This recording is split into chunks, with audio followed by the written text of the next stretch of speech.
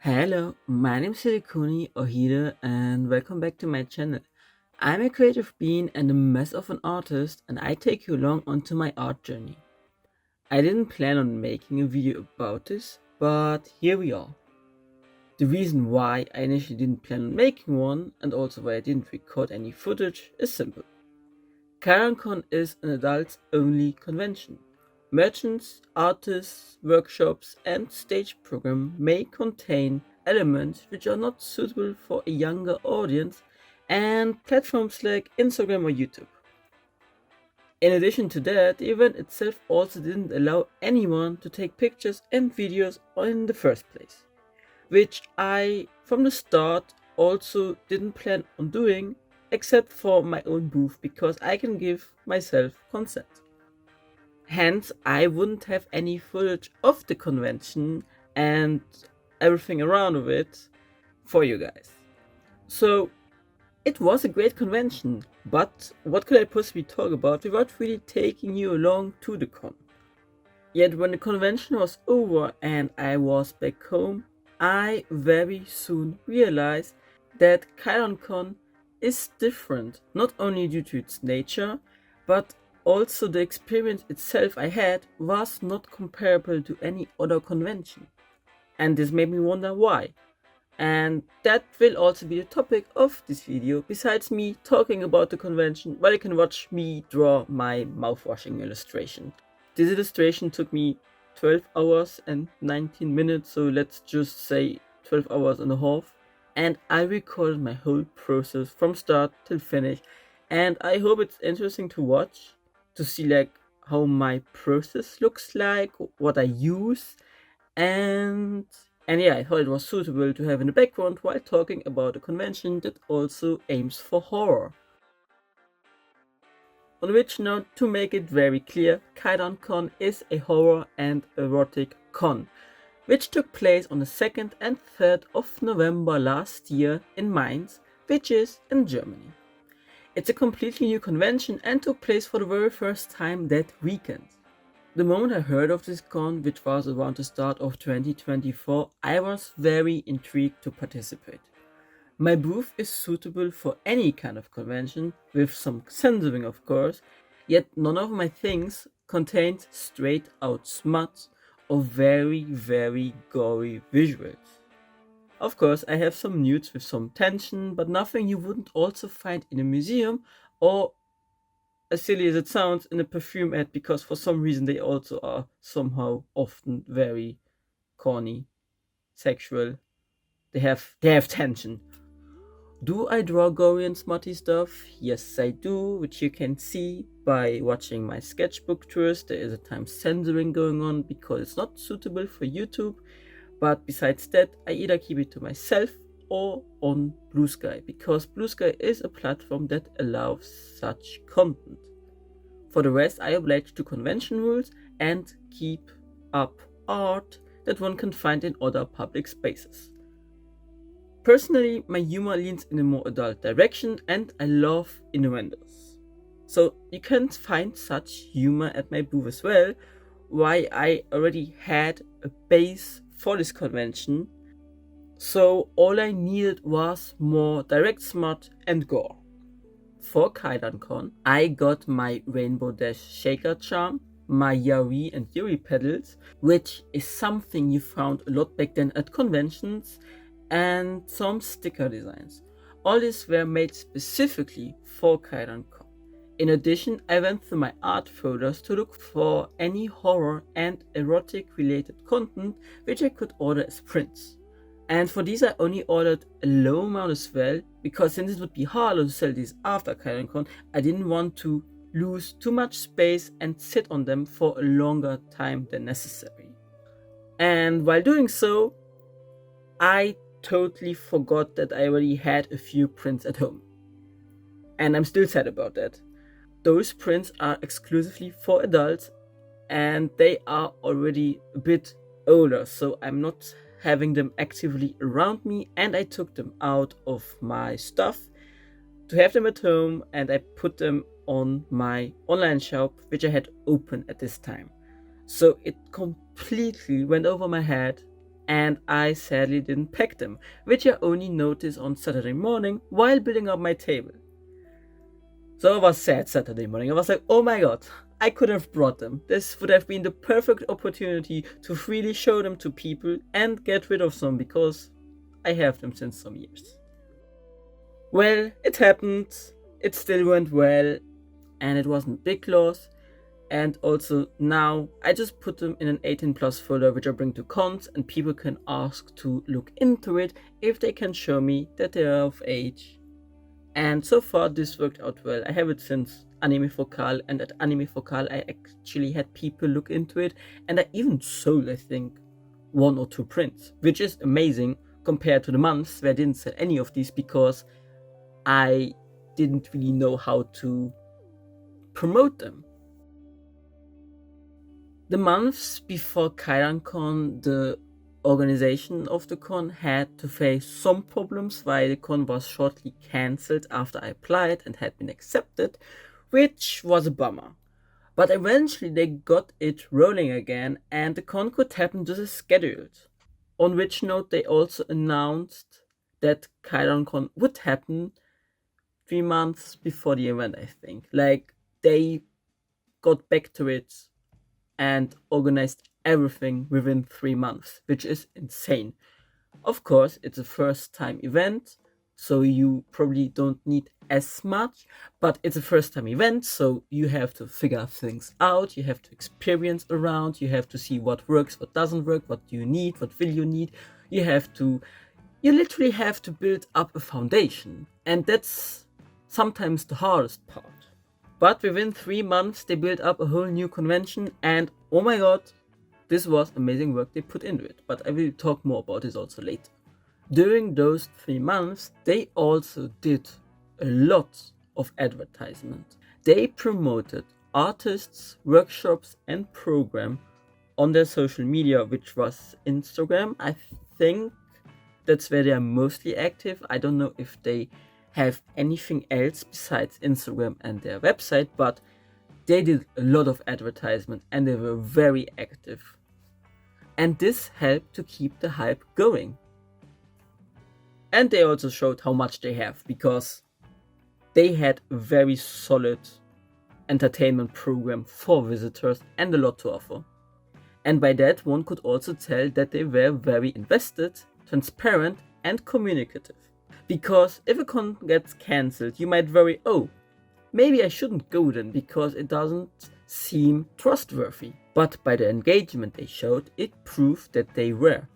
I think KaidanCon is also the only convention that watches my stories and sees my posts and even gives likes and hearts and comments on it. And I never had such a kind of relationship with any kind of convention. And that's somehow very sweet, and I don't know, it puts everyone on the same level and we can look at each other from eye to eye. And that's something very, very rare. It's the only convention I have that with, and it makes me feel very comfortable. Maybe others aren't as comfortable with it, but personally I think it's already a great start and offers great communication as well, because you feel like you can reach out to them. Talking about them being very engaged in promoting their event, while I was tabling at Konichi in October of 2024, the main organizer came by at my table.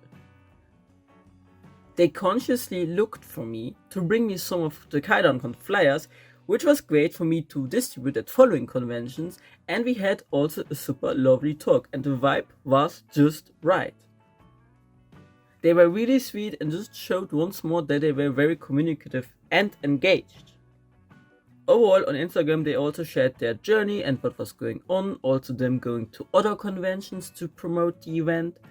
Communication and consent is key, and alone by how they attacked this project, they conveyed those principles greatly, which are principles that are very important for the kind of convention they wanted to create.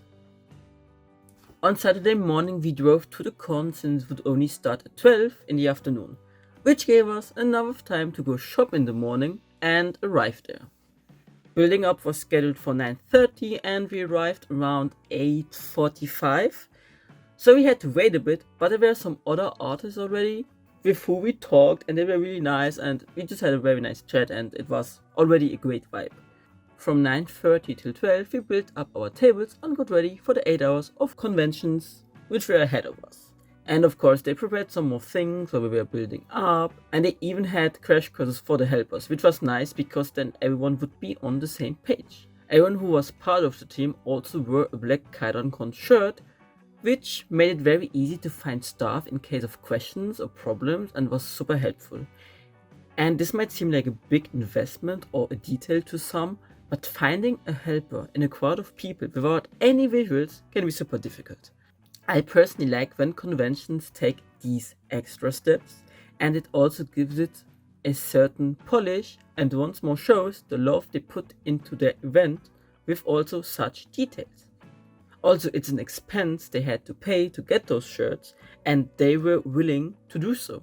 Throughout the con, also various members of the staff came by to check in on us artists, asking if everything was fine and if it was going well for us, which is also very considerate of them, and something not every convention does as well. Then again, I understand it for bigger cons, and it's just like, I just want to emphasize on it and mention it, which is not a complaint for other conventions. The convention was mainly one big hall where the stage and the artists were inside, and we were sitting very close to the stage, which had constantly program playing. That was at times a bit loud, but mostly fine, and they also adjusted the volume since we both sat I think right under a speaker, and they were really understanding of it. But since they mainly had panels and little quizzes, it was also pleasant to follow everything and interesting to have this form of entertainment instead of only listening to music. There was not only a lot of variety for the panels, but they were also very informative and interesting. And of course, it were things one would not necessarily find at other cons, like true crime and the history of yokai. One panel, for example, was with an adult content scientist who talked about various aspects of adult content, why we watch it and how it can affect us, and this in a very mature and pleasant way. I just felt really safe at this con for it being about horror and erotic. Both things that can be scary depending on how one encounters or encountered it throughout life. And due to the love this convention carried and how welcoming it was, I felt at ease. After conventions I am always drained and exhausted, and yes, driving there, being social and tabling still takes energy. To be honest though, mentally, I felt like I just came back from a vacation to my own surprise. This made me wonder, how is this possible? What did this con do what others didn't? What did they have what others didn't?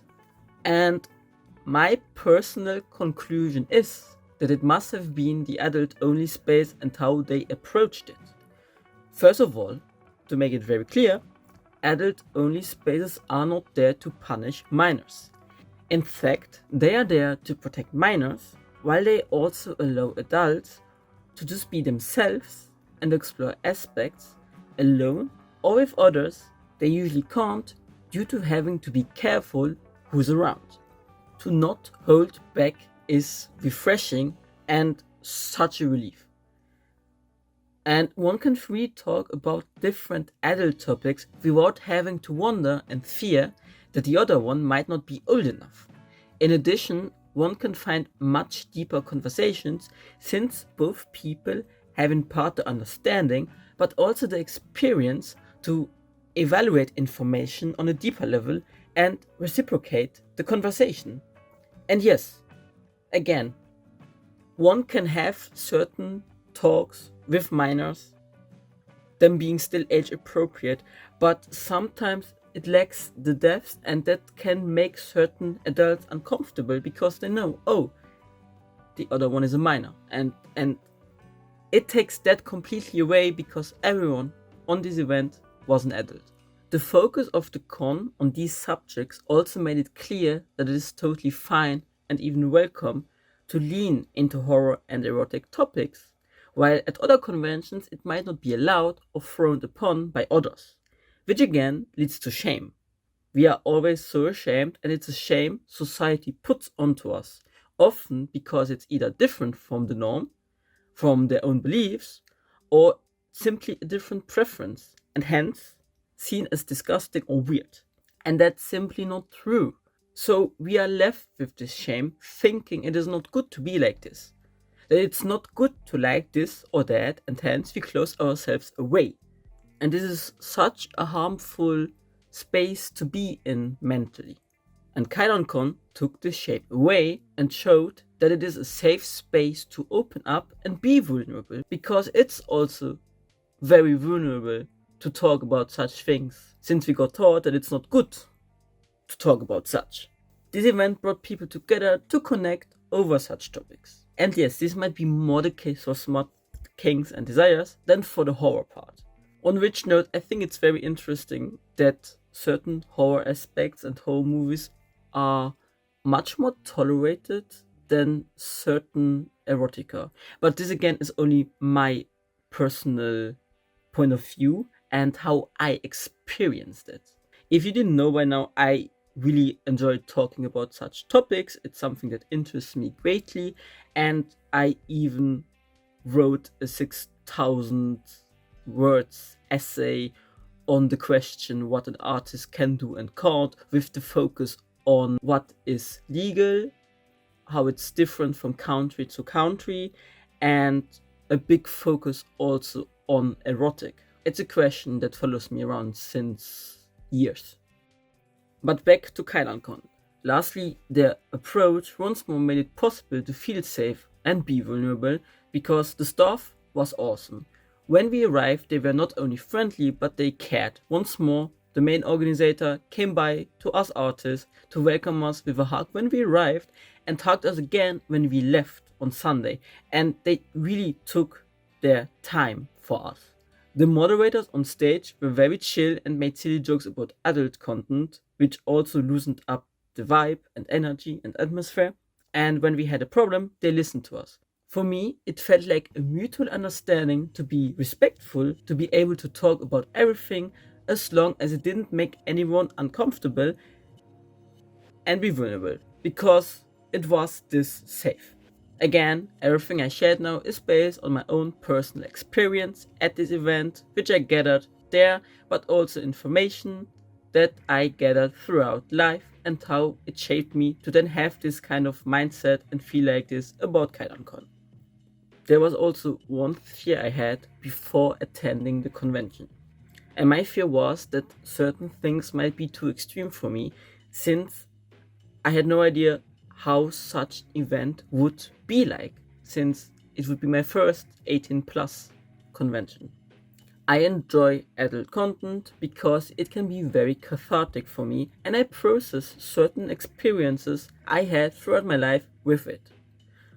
On the other hand though, I also had situations when adult content negatively impacted me, and nowadays can cause my borderline or anxiety to act up.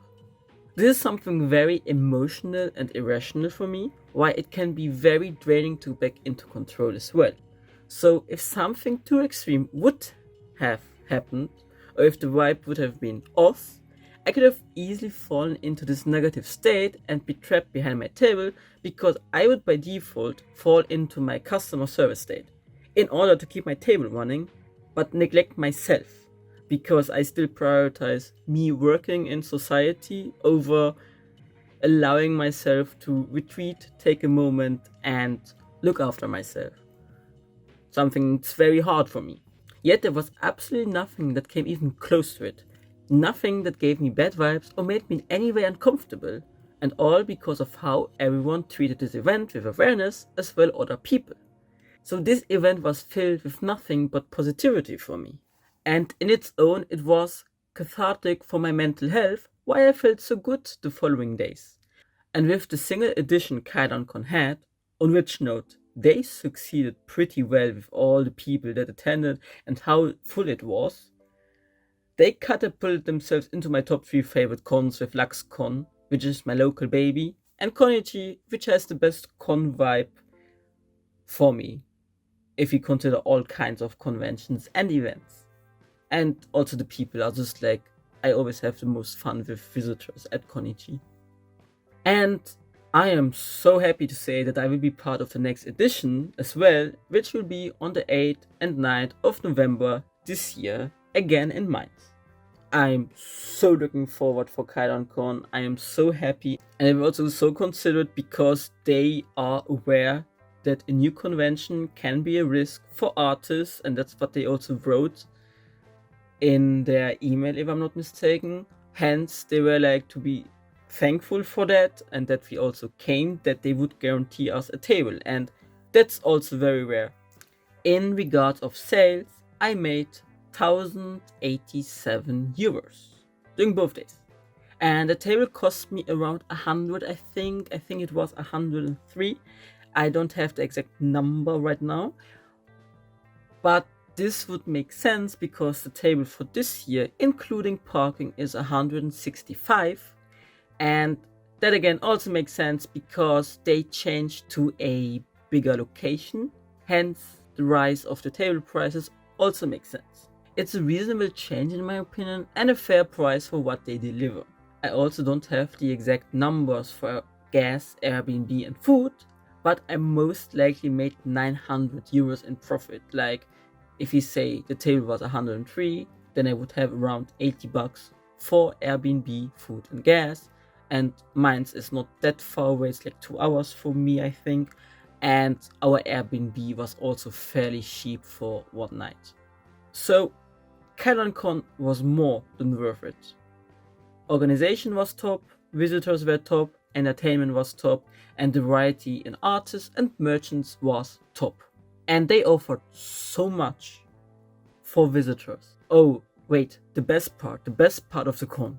They had waffles in very, let me say, interesting shapes, and they were so yummy, like, worth it. And this was my KaidanCon experience, and me talking about why this adult space only had such an impact on me, and why I, in conclusion, can also say that adult-only spaces are so important for our mental health and sanity, and are a very, very good thing. And I can't express how happy it makes me to talk about this experience. Yeah, I think this was everything. Again, if I forgot something, I will put it in with text. And yeah. If you have any questions or feedback, please let me know down in the comments. And you can support me over on my Ko-fi or go check out my website. And with that, I wish you a good day or night wherever you are. Bye!